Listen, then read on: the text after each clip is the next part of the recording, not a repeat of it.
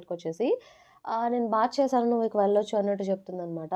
దాని కింద ప్యాంట్ ఉండదు. సో, జిన్ అది చూసి కిందకి చూస్తూ ఉంటే, "ఏంటి నీకు చెప్పులు కావాలా? సరే ఇస్తా ఉండు" అని చెప్పేసి బెడ్ మీదకి వెళ్ళిపోయి తను చెప్పులు వదిలేసి బెడ్ ఎక్కి కూర్చుంటుందనమాట.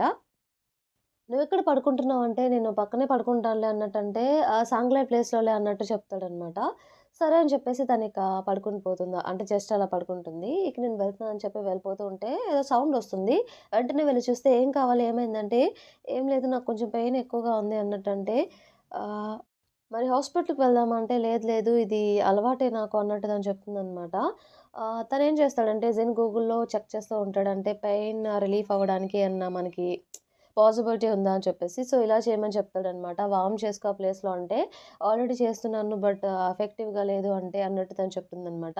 వెళ్లి కింద ఈ పాయింట్‌లో ప్రెస్ చేస్తే పెయిన్ తగ్గుతుందంట అన్నట్టు చెప్తూ ఉంటే, ఏమో నాకు తెలీదన్నట్టు తను చెప్తూ ఉంటే, ఉండు నేనే ట్రై చేస్తా అని చెప్పేసి తన చేయి పట్టుకొని తన చేత్తోనే అలా ప్రెస్ చేస్తూ ఉంటాడనమాట. నీ చేయి చాలా వార్మ్‌గా ఉందని చెప్పేసి తను గట్టిగా పట్టుకుంటుంది.